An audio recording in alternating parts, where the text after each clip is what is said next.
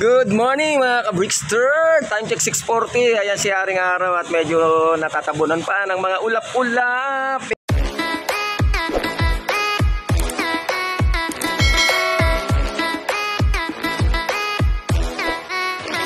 Medyo magalimlim ang panahon na tumaambon pa kanina. Okay, at nag-load nga pala tayo kagabi dyan sa HQ ng Gumaok sa Teresa Dynamic Punchers Club. Ang core namin dyan si Sir Daniel Ronald at saka si Sir EA Lope TV, Sir Eman, yan. And then tatlo lang niload natin. Sumali tayo ng OB, YB, of color at saka tag team. Yan, good luck na lang sa tatlong mga kalapati natin at sa mga nakapag-load kagabi sa kanilang mga clubs. Nirelease kang mga kalapati sa Malolos, Bulacan around 6:35. Kaya sigurado yan, hatawan ng mga liparan ng mga kalapate. Okay naman ang panahon. Tingnan natin kung ano magiging resulta ng lipad ng tatlong sinali natin sa munting patampalak nila Madam Tere at Sir Junboy Cabaho, Teresa Dynamic Punchers Club, TDFC. Yan. Siguro pagdating nung tatlo saka tayo magpapaloplay guys. Dahil napakaaga pa naman. Kailangan bumira sila within 30 minutes, makawin na sila rito o wala pang 30 minutes para maganda maging resulta ng speed nila guys. Ito may bulutong pero ala na, patuyo na.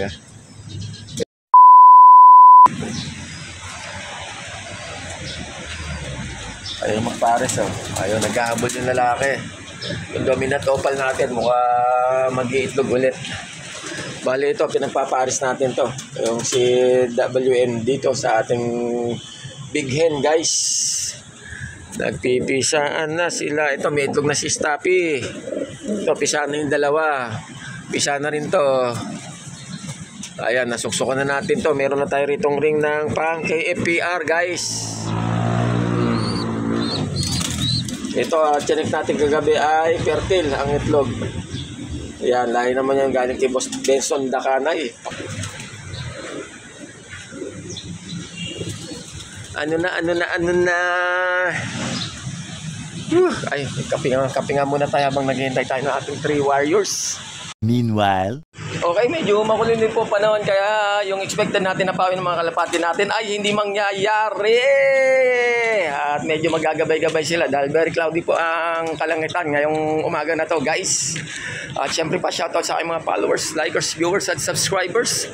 Shoutout sa aking mga pamilya, kaibigan at mga mahal sa buhay. Maraming salamat po sa patuloy nyo pagsuporta kay Brickster. Di ko na po isa-isain guys.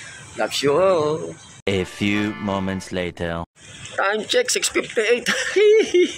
At tayo na nga, nasa crucial stage na tayo na ang pauwian na dapat na iuwi nila. Na dapat wala pang 7, nandito na sila kung sakasakali man. Kaso wala pa tayo ni isang kalapati natin. Doon sa tatlong niload natin kagabi guys.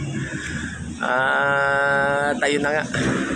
Sana dito sa mga bagong pasibol natin na inakay dito sa loob natin ay magkaroon ng tamang sprinter ang datingan ba, lahi ni Flash ang pormahan at liparan guys.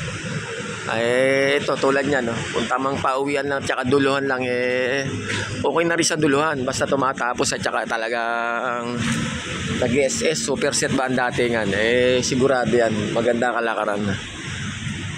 Pero sa akin mas maganda na rin meron kang pang sprinter yan, pang puling-puling at saka meron kang panduluhan talaga. Yung kasi mga na mga dinedevelop na mga puncher, middle sprint tapos sa long distance ang datingan at saka yung talagang panghuwitan. Tayo lumagpas na tayo sa oras guys, hindi na tayo nag-check sa Kubo Pro Clocking kung ilan na ba nakapag-clock. Mangyari na lang, umuwi na lang tatlo natin ng maayos at ligtas. Masaya na si Brickster at ayan na si Haring Araw guys, maangat na. Pero yung pinusta natin kagabi ay lumubog na, yun lang. Aray ko. Much later. Time check 7:08. Ayan, at nag-check na ako sa Kubo Pro Clocking. Meron ng Birds ang nakapag-clock. Ayan, congrats sa mga pinalad. Sa mga patimpalak ng aming club yan sa TDFC, Teresa Dynamic Punchers Club. Ayun na tayo ayun, hanggang ngayon wala pa rin kalapate. Talaga naman sakit sa ulo. Ano ba yan? Meron na tayong first bird, yung checkered natin. Lumagpas ang loko. Naggatid pa yata sa Caloocan. Ayan, syempre, parang design sa CB load, marami nang nakapag-lock at dinate na naman si Brickster, papapasukin na lang natin to. Or hintayin pa natin yung dalawa, saka tayo magpapa-low fly. Bali, gano'n na lang siguro mangyayari. Yan, yan. Sus, Mario, sip talaga naman, oh. O, ayan na, oh. Dami, oh. Yung checkered, na white feather, andyan na. Pipihit na yan. Yung sinali natin sa off color. 3 lang ang nilipad natin kagaba ngayong araw na to, pero ang dami yung sinama. Sobra kalapati natin bumalik, guys. Awit. Ayun na, yung off color. Wala na yung mga ibang kasama, pumihit na siguro. Ayun na. Pasok. Puro kayo kalokohan. Diyos ko po, ay, talaga naman. Pasok. Ayan, yung dalawa. Kulang na lang ng isa. Pasok. Ayan. Kailangan mo sana yung pagdating na ipasok agad sa trapdoor, guys. Isa na lang ang kulang natin, yung checkered. Ano ba yan? Hindi pala checkered yung blue bar pala. Ito na, dumarating na, guys. Meron pa isinama, oh. Ba? 3 lang talaga kalapati natin, no? Pero ito, meron dito. Blue bar ang ating kalapati dyan. Sigurado yan.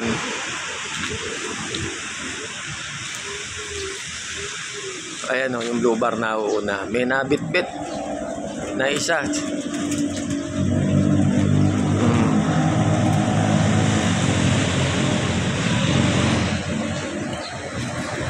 Ay, talaga naman. Nagbit-bit ka pa. Sino naman kaya itong isang checkered? Ayan, no?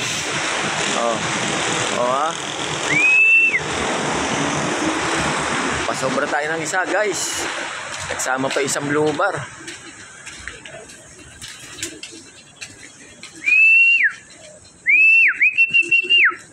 Yun lang. Sa likod pa talaga ang dumapo ang mga loko. Ayan na siya, guys. Ito, ayan, oh, meron nga talaga, oh. Pinabit-bit, oh. Checkered. Si mama, oh. Grabe. Ayun, pumitik na rin. Ay, wag mo na sa mama. Ikaw na lang dito. Ayan, okay na. Barata rin yung isang yun, ha. Dito na, pasok na. Nanghablot ka pa. Ayan. Okay na, kahit pa pa napagpag yung 3 natin. Mamaya na lang tayo pa low fly, mga alas 3 ganyan, para doon sa ibang kalapate natin. Okay, baba mo na si Brickster. Pero nakapag-prepare na tayo ng podi ng ating 2 Junakis. Check lang natin kung gising na si Brian. Si Brian kasi raon nang bumabangon, Ayan.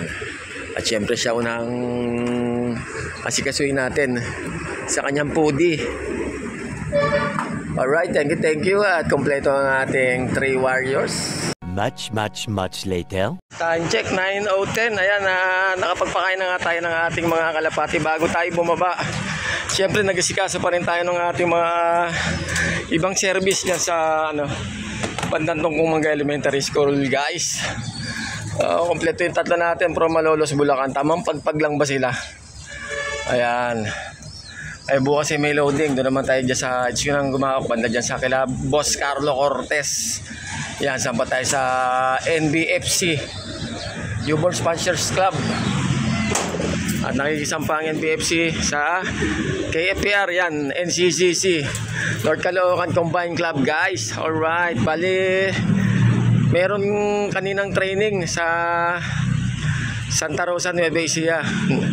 Hindi tayo nag-load kagabi. Dahil medyo malayo nga. Dito muna tayo nag-load sa Gumaok. 3 lang niload natin. Pero by Thursday, may loading na dyan kila Boss Carlo Cortez. Yan. Kaya maglo-load tayo bukas ng gabi, guys. Tingnan natin kung ilan may ilo-load natin. Okay, sige po at hanggang sa muli at abang masusunod ang kabanata dito sa Bricksters Love Adventure TV. Paki-like, subscribe, share, comment po kayo sa aking YouTube channel at sa aking FB page, Bricksters Love Adventure TV. At paki-follow na rin po ako sa aking Reels. Thanks in advance mga ka-Brickster!